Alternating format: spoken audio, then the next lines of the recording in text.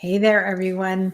It's Lindsay Lapaquette here, and thanks for your patience tonight as Martin and I were working out a few little tech bugs that we ran into getting him onto StreamYard here, but I'm really happy that it worked because I've had a few bugs with StreamYard that have taken a while to figure out, but here we are. And Martin, I'll bring him in just a minute. And so tonight we're going to be talking with Martin Buckland about writing a resume that will make you stand out from the crowd. And this is really Martin's expertise. So I'm going to share his bio with you and then bring him in. If you're watching, I'd love it if you would just let me know that you're here with us. I'm just going to open up the comments. Let us know you're here, where you're watching from, what you're hoping to learn today from Martin as we chat. And let's use this 45 minutes to pick his brain and get you the answers you need to be set up to snag that next job that you're hoping to get. Hey, hello, Simon. It's Simon from Montreal here, Laval. Nice to see you, sort of. You can see me. So Martin is a globally acclaimed executive career coach, executive resume writer, and subject matter expert in career management. Martin has helped thousands of executives and aspiring business leaders across the world climb the corporate ladder, achieve C-level status, attract attention from executive recruiters, land the job they deserve, and outperform the competition. After a distinguished law enforcement career, specifically with the renowned London Metropolitan Police, Scotland Yard, Martin retired from the police and started Elite Resumes. That was 1993. Martin has since expanded his footprint as the career management expert for EMBA candidates and alumni, ambitious professionals, mining professionals, and C-suite leaders. So with that, I will bring Martin in here to chat with us. So Martin, thank you for joining us. Thank you for having me. It's a pleasure to be here. I'm really excited to share my information. Yeah, I'm glad we were able to make this work, because I thought of all the topics for me to have to bail on, the one when people are hoping for some help to get a job is probably one people will be disappointed to have to push off. Yeah. So thanks for your persistence. Very well. And I just want to say real quick hi to Cynthia, who's listening here from Toronto. And again, if there's others watching, I'd love it if you'd just say hi. So Martin, how about you start off just by telling us a bit about your background and how you've gotten into the field of career management beyond, what I just read there in your bio.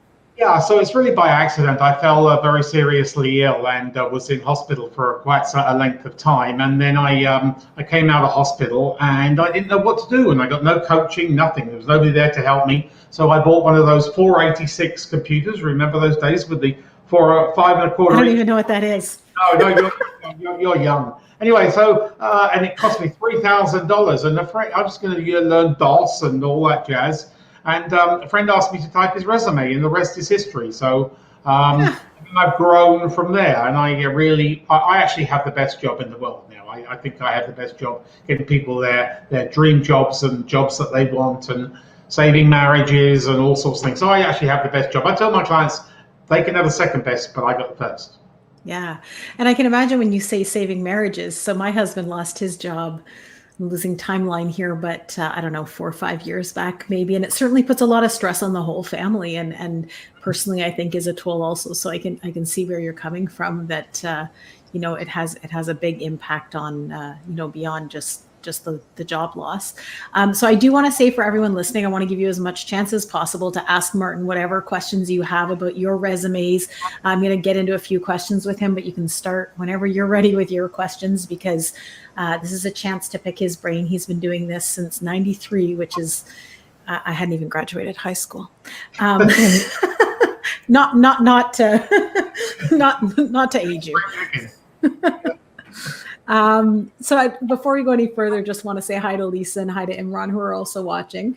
So can you start off by telling us sort of the top thing that people need to focus on when they are writing the resume, the biggest tip you could share to make sure that your resume is on the top of the pile? Well, they need to get into the mindset that they're a salesperson. Doesn't matter whether in finance, supply chain, or any other function, they are selling themselves. And so they have to get into that sales mode. And ironically, salespeople are the world's worst resume writers, and so are marketers. But yeah, you need to get sale because you're selling yourself. So your resume, along with your LinkedIn profile, is your sales tool. It's the window to the world, and that's where people are going to make their first impression, their assessment on you, and it has to be done right. You only get one kick of the can. First impressions count. If you don't make that first impression with a kind of wow them with your resume and of course your LinkedIn profile, you're gone. You're gone out of the talent pool. And today it's quite fierce because of the recession, whereas a year ago it was a lot easier to find a job. So the biggest thing then is the mindset, is what you're saying. So what are some of the things people need to think of in terms of how to apply that mindset needed to their resume writing? Well, you're going to be measured on basically your accomplishments. We've changed our resume style. I've watched resumes evolve constantly over 26 years. I mean, there's been a multitude of different formats and different content. Today, it's very performance driven. You're going to be measured basically on how much money can you make, how much money can you save, whether you can streamline business operations, whether you can introduce lean, can you eliminate headcount. The list goes, new processes and practices, new IT systems or whatever. The list goes on and on and on. But you're going to be measured on that, not your responsibilities anymore. Whereas a resume, when I first started running resumes, were just basically responsibilities. And now they're not interested in your responsibilities, except for a few things, number of staff and maybe budgets and a few other things. But they're interested in you performing. That's it. Period. Looking at outcomes, eh? It's interesting. So I haven't written a resume since, I can't even recall. I think my last employee job was in 2009, maybe. So it's interesting because when I think of the ones that I would write at the time, although that has never been my specialty at all, it really was just outlining responsibilities. So can you give some examples of, how to write a resume in an outcome-based manner? Maybe give like one or two key sentences somebody could use that would stand out.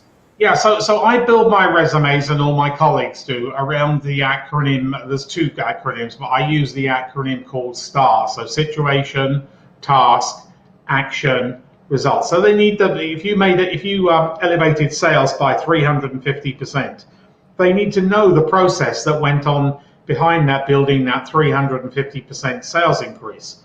And then if you can quantify that even further into dollar values, euro values, pound values, or whatever currency you operate on, that's even better. But some people can't, because they work for a private company, can't divulge all that private information.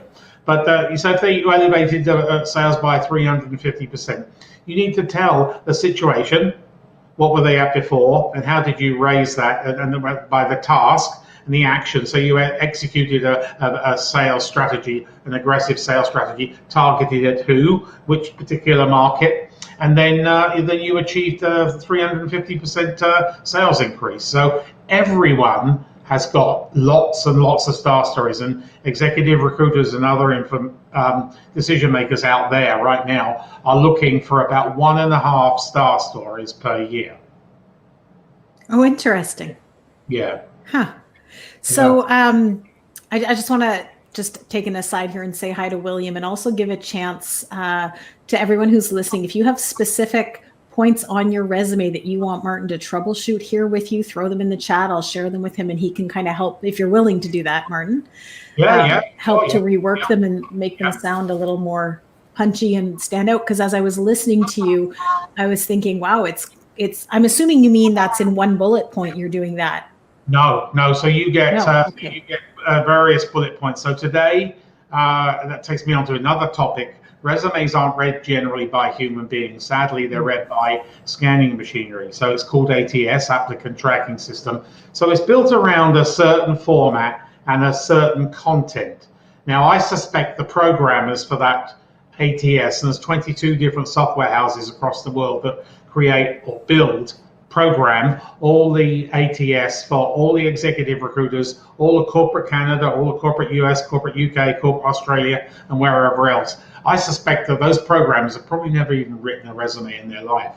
But but they built it around this strict format, and you go out of that and you can kill yourself. You're gone. So a story can go to 3 lines maximum for situation and maybe task, and then another 3 lines for maybe the task, the action, or the action and the result, or whatever. So but don't go more than 3 lines. The introduction at the top has to be 4 lines, and then you can only have a 3 line. It's built it around a very complicated, how can I put it, format, and people who I know, I can count them, I can write a book on this, have never got a job or never got an interview. They're not the ideal candidate, but simply because they have the wrong format. How sad is that? They count people out just because of technology. So I was mind boggled as you were saying that, as someone who, if I were to start to look for a job tomorrow, this is all complete news to me. I mean, I knew CVs. So we call them CVs in Quebec, resumes. If I slip and say CVs for everyone listening, I mean resumes. I knew they were read in an automated fashion first, but I had no idea that if you go 1 line over, you just don't make the cut. And so this isn't the topic of tonight, but it makes me question, who's getting skipped, who's an excellent candidate just because they don't know this format you're talking about. Oh, I can tell you, lots of people are in career transition needlessly because they just don't know how to write a resume, or they're totally unaware of that ATS, how it's read, how it's processed, and then how it comes out the other end. Because a human reads it as well, at the other end when it comes out, when they feed. So it's on a database. It's fed in based on functional industry level specific buzzwords. So if you're in sales, you need to have the word, what type of sales is it? B2B sales, B2G sales, B2E sales, B2C sales. Is it reseller? Is it distributor sales? Is it, there's all sorts of different things. So sales planning and forecasting, account management, things like that. You need to have contract negotiations. Do you do RFPs, RFQs, RFIs? So think, when you write your resume, you have to think, well, if my resume was hidden in my computer, what business functional specific buzzwords would I type in to have my resume come out? And they have to be in a format, either a column, table format, or like a pyramid format in the top third of a page. So yeah, it's kind of a technical, complex document. And sadly, hopefully they don't really want to write them too often, but they should be aware now today that resumes aren't read by human beings initially. Mm-hmm. So that's a good tip, because I was going to ask you, how do people know what the buzzwords are? I like that tip. The minute you said, think of what you would search for to find it in your computer, I was immediately able to kind of shift the way I was thinking to be able to concretely wrap my head around how to do that. So there's a couple questions here I just want to get to, and then we'll go on. So Imran here is asking, how much information is too much? In an era where there's thousands of applicants, would you include a cover, resume, samples of work in a first application submission? That's a great question. So let's tackle the cover letter. So the cover letter takes you from today forwards. It's written in the personal pronoun, the word I, my, he, or she. And then the resume takes you from today backwards. It's a historical document. So yeah, I would, you always send a resume, maximum, there are some exceptions to the rule, but generally, I doubt if anybody here goes to that exception.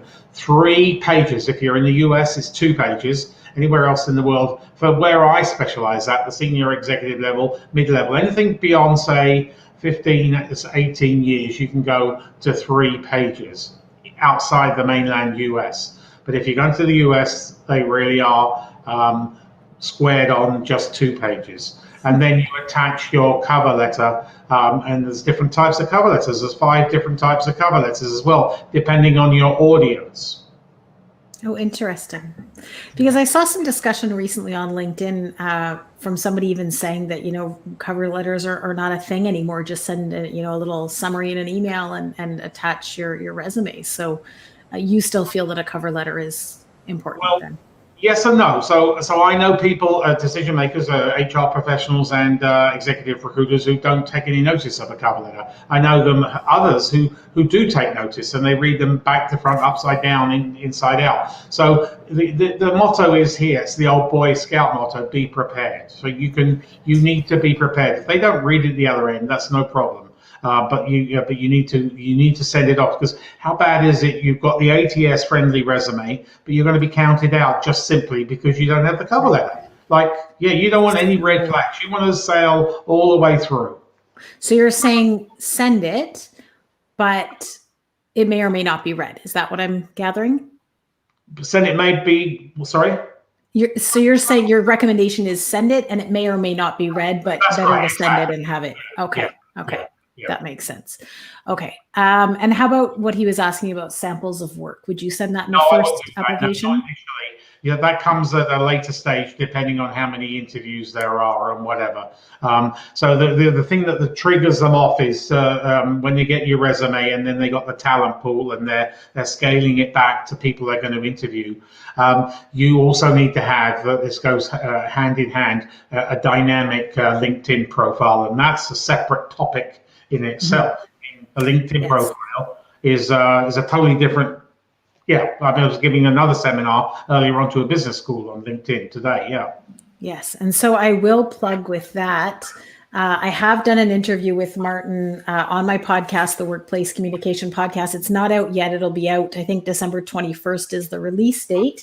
And we talked about, do you know your value? We got a little bit into LinkedIn profiles. It wasn't a full session on how to do your LinkedIn profile. But if you're interested in getting notified when that episode comes out, you can go to lindsaylapaquette.com/podcast to get a notification of Martin's episode when it comes out.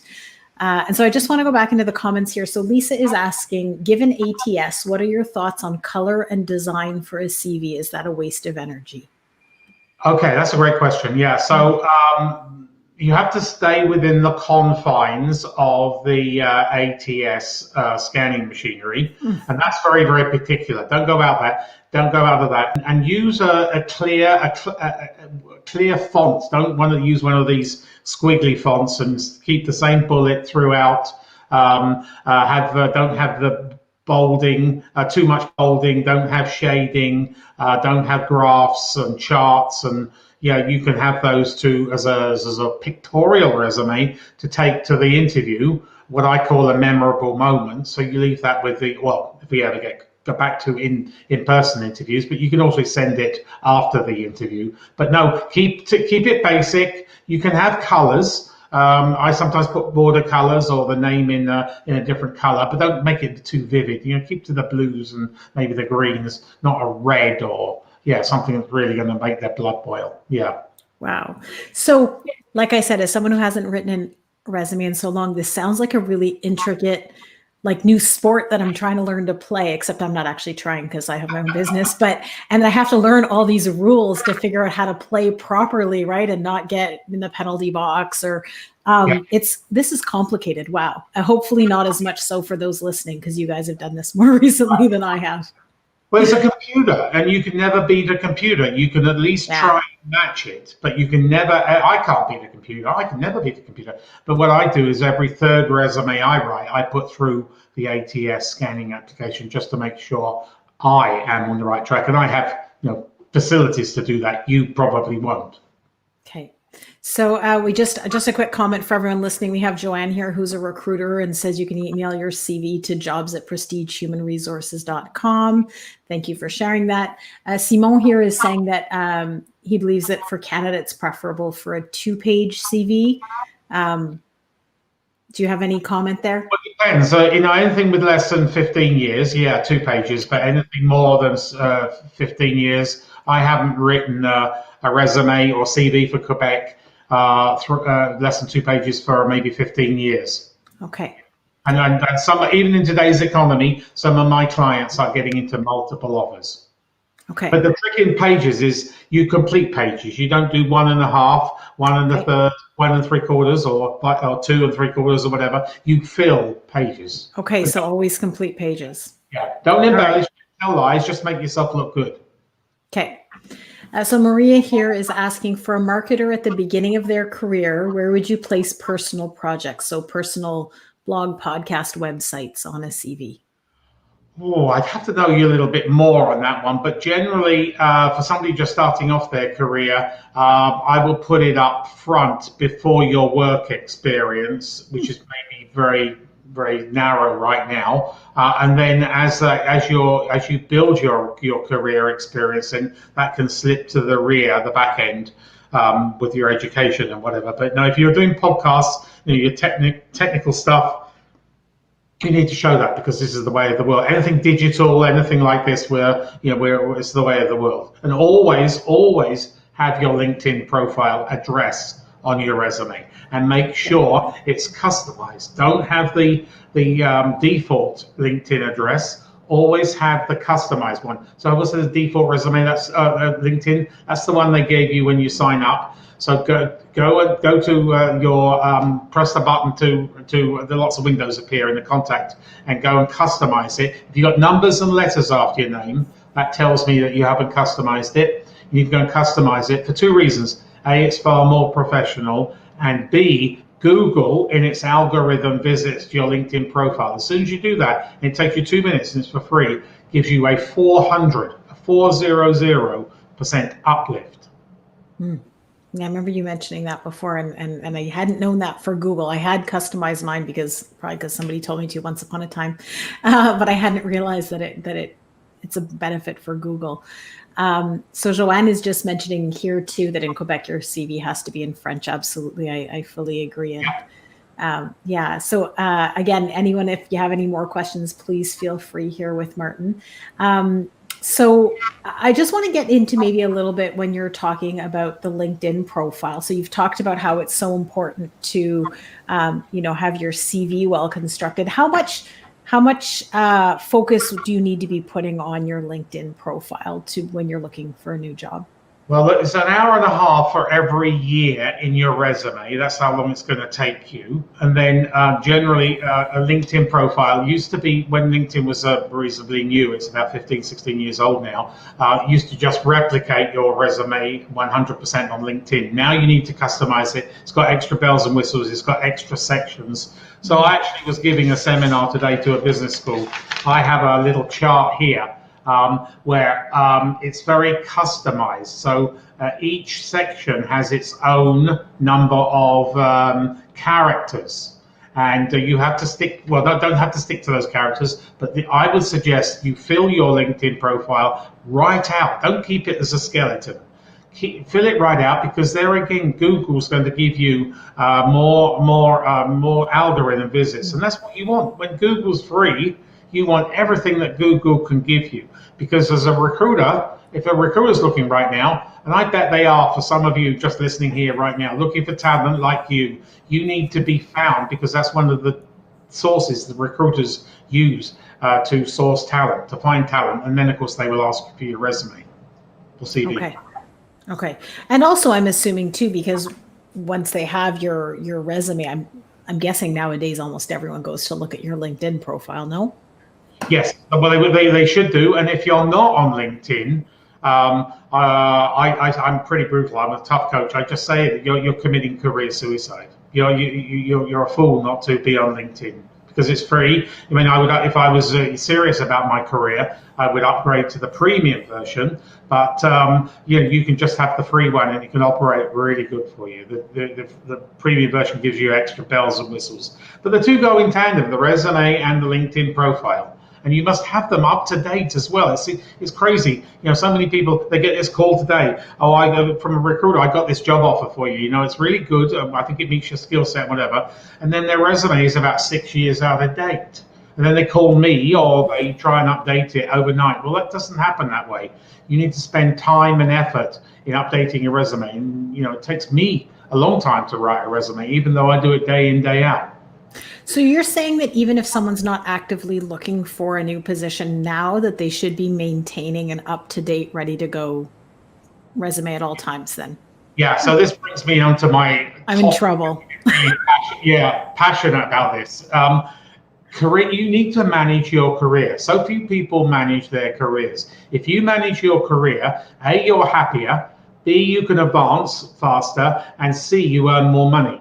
So I should think those three things go hand in hand and get you pretty excited. Those who don't manage their career fall behind, they earn less money, and they're probably unhappy.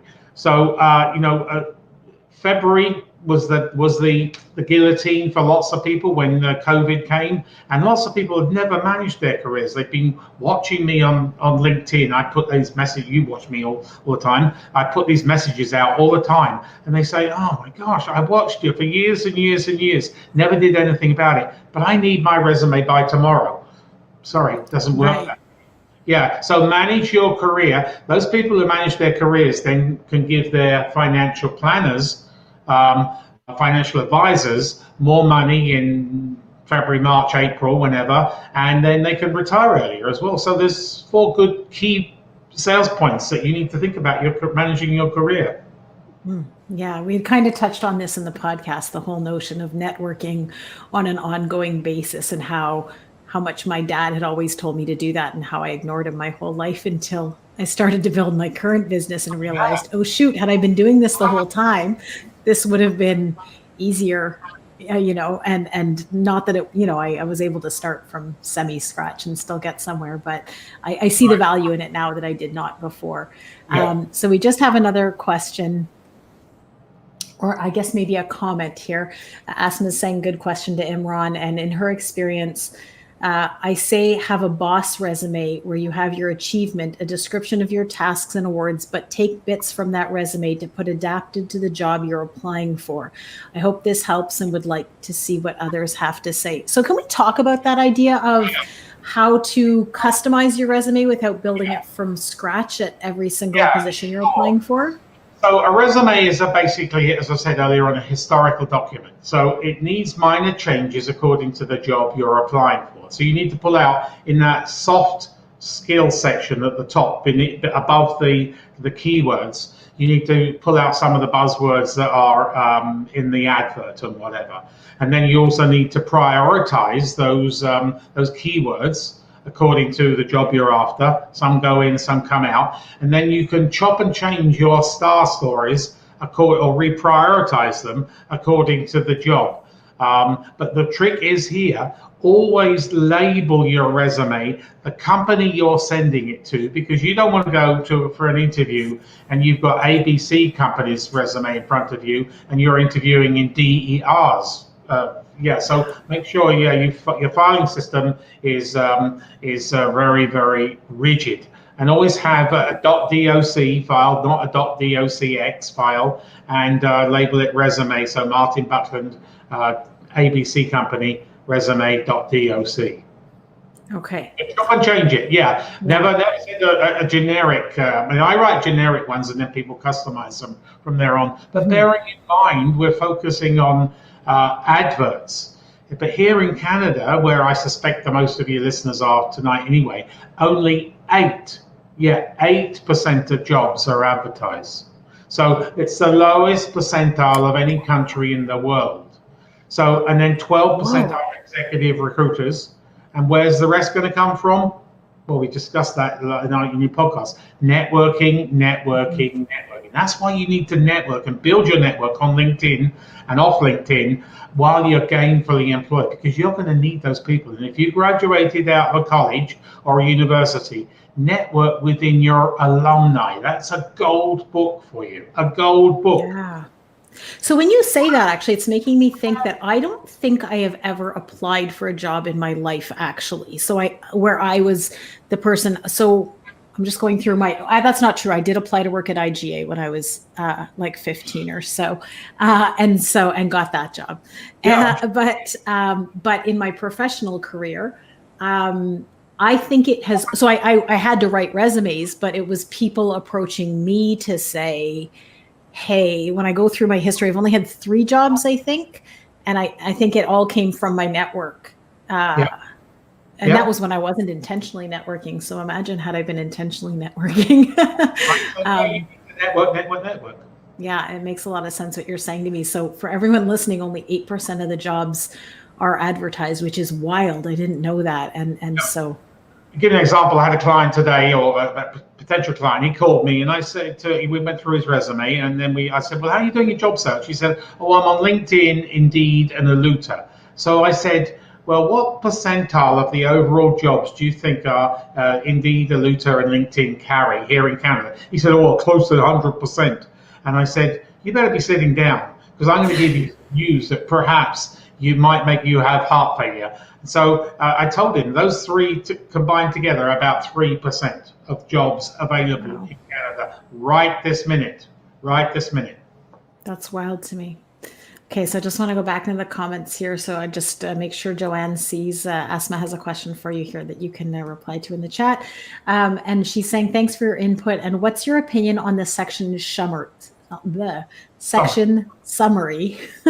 Should it be 3 lines or shorter? Okay, so we haven't written the word summary on a resume here in Canada. It doesn't matter what level you're in. It doesn't matter whether it's a student just graduating out of college or high school or university, all the way through to a CEO. We haven't written the word summary since probably about 2006 here in Canada, well, in North America. So that's replaced by what I call, and I don't put this on the resume, but I call a projective. So that's what we used to call the profile and the objective massaged together. So that is your directive. It's very complex, so you need to have a directive. So what do you want to be? So senior supply chain leader or supply chain leader or sales leader or whatever. And then you customize that, VP of sales or director of sales or whatever. And then you have to have your personal brand. I mean, I think we touched on this in the podcast. Personal branding is your unique promise of value. Every one of you listening here tonight has a value. What is your differentiator? What is your competitive edge? So you need to have your personal brand beneath your directive, then you have a line space, and then you have a 4 to 5 line soft skill paragraph, and then you have your keywords, your business functional specific keywords. And then halfway, about a third of the way down the page, you then go into your professional experience, accomplishment driven. Interesting. Okay. So I just want to go back for anyone new listening. So Martin talked there about the podcast. You can sign up here to get a notification when his podcast episode on my podcast, the Workplace Communication Podcast, is released December 21st. And he talks more about personal branding in there. So maybe what we should do, because we've talked a bit about the different sections of a resume, but without really going through it from top to bottom. So I think it might be helpful for listeners if you'd be willing to sort of just quickly go over the different sections in order that people should have, what you're calling them, what's in there, so that people kind of know what the newer trends are. Yeah, so let's go through it from top to bottom. So obviously at the top, you have your name. And then beneath that name, you have your acronyms for your designations or degrees. Don't have MBA, CPA, CMA, or whatever right next to your name, because the scanning machinery will think your name is MBA, CPA, CMA. Yeah, so you need to have it beneath. This is how particular it is. And that in itself, that mistake in itself can count people out of a job. Oh, I would have done that. I would have always put my designation beside me. And thousands do. So underneath in smaller letters, you have your designations, your degrees and certificates and whatever. And then underneath that, you have your full residential address. And then on the next line in this order, because this is the way it's programmed, you have your phone number first, your email second. Never use a Hotmail. That's highly unprofessional. You have a professional email. And then your LinkedIn, your customized LinkedIn address next. And now, this is new, a Zoom address fourth. And then underneath that, you have a very thin line. And then this is where I go into what I call the projective. So you have your directive. So it would be, it's generically the ones I write for senior leaders. But if I try and get the word senior in there, and I try and get the word leader in there. So you would put senior sales leader generically, and then you would customize it, VP of sales, director of sales, or whatever. And then underneath that, you have your branding statement, your personal brand, your unique promise of value in italics, in bold, lowercase with the first letter of the first word capitalized. And then underneath that, you then have a line gap. And then you go into a 4 to 5 line block paragraph. And the things I put in there, these are the interview questions. So when I try and write a resume, I try and cover all the, what I call the sweaty palm, twiddling of your thumb, shuffling your butt questions you're going to be asked in an interview. Because I sit in on interviews. When I travel around the world, or did, I sit in on interviews. And I know what those sweaty palm, twiddling your thumb, shuffling your butt questions are going to be. So the new one is, it's not so new, it's probably about 3 years old, is what one word would describe Lindsay? Now, I'm not interested in a wussy word like passionate, driven, or successful. Of course you are. I'm interested in an unusual word. So I'll give you some of my most recent clients. Electrifying. Now, instantly you're captivating that audience at the other end, whoever that may be. But It's a good word. yeah, you've got to be prepared to defend it. So other ones are unstoppable, unflappable, tenacious, audacious, resilient. The list goes on. But put that one word as the first word in that paragraph, and then you need to describe your leadership style, because we all lead differently. And if you're not a leader, put how do you think you lead, or you take instructions from leaders. And then how do you communicate? Because we all communicate differently. Some are, very, if you're an introvert, you communicate differently from an extrovert. And then even extroverts communicate differently. And then lastly, what are you renowned for? Now, what you're renowned for is not to be duplicated from your personal brand. Your personal brand is more personal, and what you're renowned for is business. And then you go into core business competencies include, and then you go into those buzzwords, those keywords. And I have an ebook on my website. My website sadly is down right now because my host is down. But I wondered. Yeah, I tried to get a link to it. If you want to give it to me, I tried to get a link to it to put up. I'll put it up and share with everyone. It'll be up hopefully tomorrow or Friday. www.aneliteresume.com. So aneliteresume.com.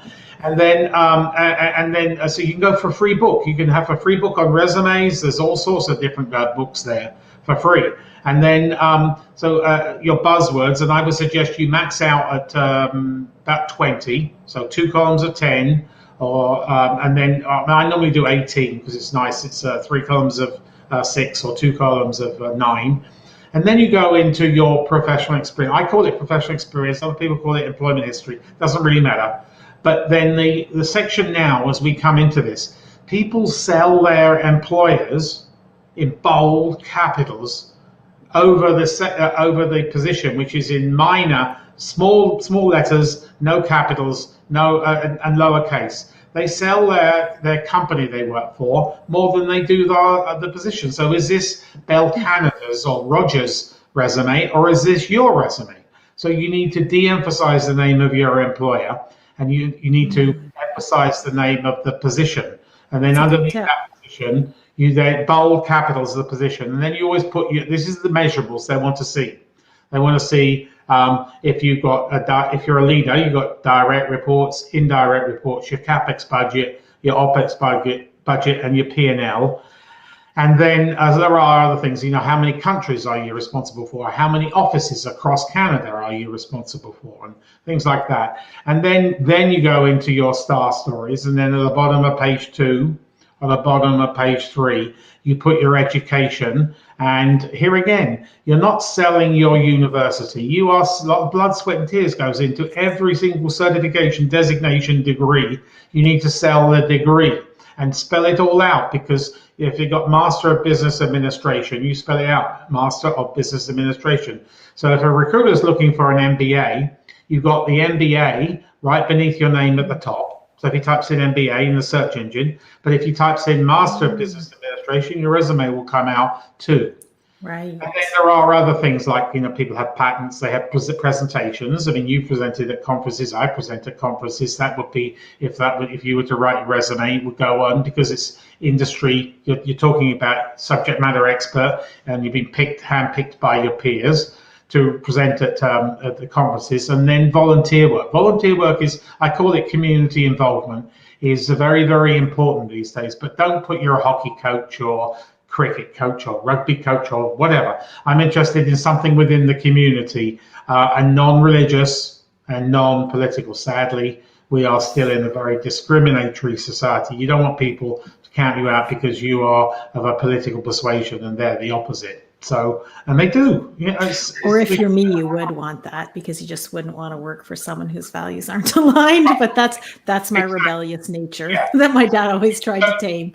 So that wraps it up. 2 or 3 full pages. It's a sales tool, and spend a voluminous amount of hours. I mean, I've got people who I give them the critique for 20 minutes, 30 minutes, and then they call me back an hour later and said, I've completed it. as I said, well, send it to me because I know what it's going to be like, and sometimes it's even worse than before the critique. Yeah, so spend volume, time investment you need to make, because the better resume you have, the higher you will come out in that ATS, and the more interviews you will get. And always, as we said earlier, always have your resume, because you never know. Tomorrow morning, Friday morning, next week, a recruiter could call you and say, Lindsay, where's your resume? I've got this really cracking job. Yikes. I'd have you on speed dial because I have not done a resume. Like I said, I don't even know I don't even know where my resume is in my computer. I probably don't even have a template left over. It's been so long. So thank you. That was really, really helpful. And if anyone else is feeling as overwhelmed as I'm feeling at the prospect of writing a resume, although I'm not in the process of doing so, know that you can reach out to Martin here at analyteresume.com and also go and grab the download he talked about. But like he said, his website's down, so give it a day or two and go check that out. So we have a couple more questions here. So Lisa's asking, is there a template that shows how to structure a CV for optimal scanning? I have a suggestion for you. Why don't you send me your resume, Lisa, for a free, no obligation resume critique, and I will give you the template as we go through from top to bottom. And that applies to anybody here who's here tonight and on the recording. I'm more than happy to give you a free, no obligation resume critique, no sales pitch. I want you, every one of you, to get the job, to get the interviews, because the resume doesn't get you a job, it gets you the interview. Mm-hmm. Okay, so Martin, what's the best way there is another question, but I just want to ask at the same time, what's the best way for people to do that since your website is down? Is it through LinkedIn or? They can through LinkedIn, or they can. I have my personal email right now. I'm using my personal email. So Martin Buckland 110 at gmail.com. So Martin Buckland 110 at gmail.com. And then hopefully my email will be up, and it's martin at analyteresume.com. Mention you were here, because I like to know where people have found me, and I will assess your resume, and then I will email you or call you, and we can arrange an appointment to do it over the phone. Okay, so while his professional email is down, Martin Buckland 1110 at gmail.com, and then his usual email, martin at analyteresume.com. And that's was a little bit why we had some struggles getting on today, because his email had crashed. So Asma has a question for you here. Could you share with her a generic model? I guess this answers, your offer to review resumes, answers that question. She's also asking, do you have any advice on how to network in a new country or new context? Oh, that's good. So I would, I'm an immigrant to Canada myself, so I really like helping immigrants of all levels, not just the senior executive where I specialize in. So yeah, there are government agencies that facilitate your transition to Canada. But I would fearlessly use LinkedIn. If I was your coach, I would say, okay, you've landed in Canada. What are the top 35, and this is my magic number, 35 companies you want to go and work for, and market yourself to those 35, and see if you can get some informational interviews, which sometimes lead to a formal interview online right now, but you never know when we're going to return to in person. But you need to fearlessly network, and use LinkedIn as a platform. So I would suggest, if you're on a job search, it's a full-time gig. Don't treat it as sitting on your couch 8 hours a day. Sit in front of a screen and work hard. Treat it as a full-time gig.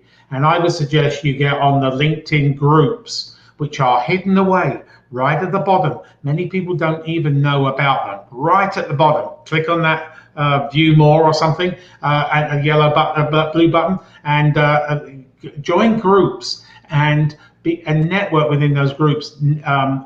Create in Word an introduction about you. So, hello, my name is Michael. I've just recently emigrated from the UK. I'm a project manager. I'm looking for a senior project manager or project manager job in the Greater Toronto area. My prime area of interest is blah, blah, blah. And then send that out, and you customize it according to the groups. But somebody told me there are 40 million groups on LinkedIn. So you just type in the word Toronto or Montreal, there's lots of groups you can network within just on LinkedIn.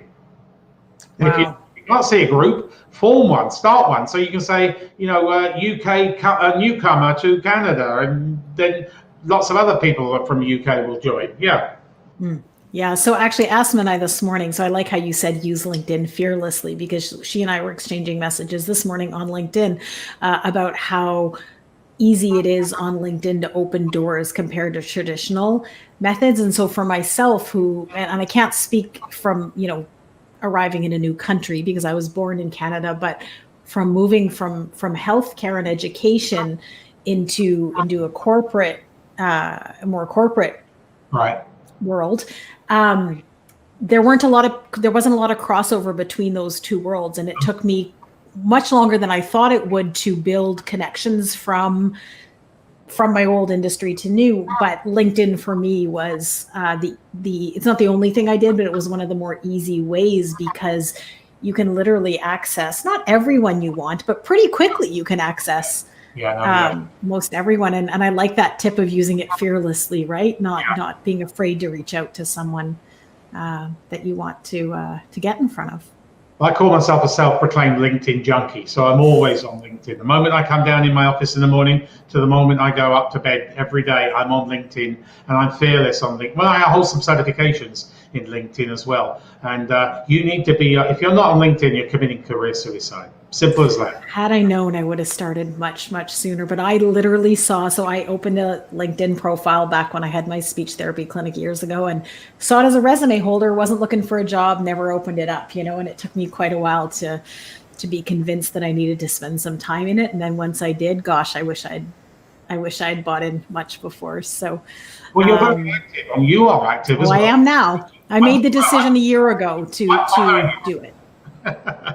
Yeah, so make comments. So the idea of LinkedIn is not to be passive. You need to be active. So you can share, you can comment on people's posts, and you can publish your own posts, and you can share from your industry magazines. So if you're in supply chain management, they have magazines. You can share that. They have the magazines, the digital magazines. They have a little button: share on Facebook, share on LinkedIn, share on Twitter, and then you can make a comment, and you are marketing yourself as an expert, and people will see that. People watch that, and then one day it's going to click, and they're going to want you. It's fascinating listening to you, because these are things I've kind of always known that I had to do. Like, I had a business before the one I have now. And so there are things I knew I needed to do to run my own business, but I had never seen needing to do that when I wanted to work for someone else. But I think that is sort of the norm now, right? Is marketing to yourself, whether you have your own business or you want to work, in a certain position in an organization. So I love what you're sharing here, because I think it makes people stand out a lot. Yeah. I want to give just one last chance. If anyone has any last questions, we're just rounding up to the hour here. This is your last chance to get those answered by Martin. So William's saying thank you. This has been informative and well worth the viewing. So I'm glad that you've enjoyed getting to pick Martin's brain. It's I knew he'd have all the expertise needed, and felt this was a timely topic. I don't know who LinkedIn user is, but there's a resume on its way. Yeah. Sorry, that's not the one I wanted to show. Joanne will also be connecting on LinkedIn. So thanks for watching. Yeah. And so I guess maybe just as we're wrapping up, waiting to see if there's any last questions. Do you have any last advice that you want to share with people who are on a job hunt in this economy right now? Yeah, it's brutal. It's not the worst recession I've ever seen. This is my third recession. There are jobs out there, but you have to be my old trade. You have to be a detective, and you have to go and hunt those jobs. As I said earlier on, only 8% of jobs. So you need to. If I was in your shoes, you need a super duper resume. You need ATS friendly, and you need an outstanding LinkedIn profile. I would actually, if you're sales and marketing, I would be on Twitter as well. You need to be on Twitter, and Facebook is becoming huge as well. There's now executive recruiters who serve Facebook. Yeah. So if you get that introduction about yourself, it's Google friendly and it carries a higher ranking than LinkedIn as well. So yeah, Facebook is becoming a huge engine. So be careful what you put on Facebook. I remember the days when Well, I did know that. yeah. I'm not that naive. Yeah, and use all those platforms because they're free, and I would upgrade if you're serious about job search and your career management. I would upgrade to the premium version because you get more bells and whistles. But yeah, you need to treat this as a full-time gig, and don't lounge on your computer. Not 1 hour, 2 hours, 3 hours. I would say the perfect job search, as a job search expert as well, I would say you need to be on a job search today in today's COVID recession, whatever you want to call it, 12 hours a day, 5 days a week, and you need to be connecting with 4 to 6 new people every day and having dialogue via Zoom or phone or other platform, other medium with them who could be a decision maker for you. Right. And if you're established here, not an immigrant, because immigrants, they have to get their, this is sad, it's Canadian experience. Once you've got your Canadian experience, that's about 3 years, then you can start networking with executive recruiters or recruiters. There's different types of recruiters, and because they can help you manage your career for the rest of your life. But the trick is with executive recruiters and recruiters is you need to maintain that relationship. Don't just drop off the face of the earth when you land a job and then think you're going to pick up that relationship when you're next terminated. It doesn't happen that way. You need to, same with me, I want to know when you're having fun and you're delivering those star stories we talked about.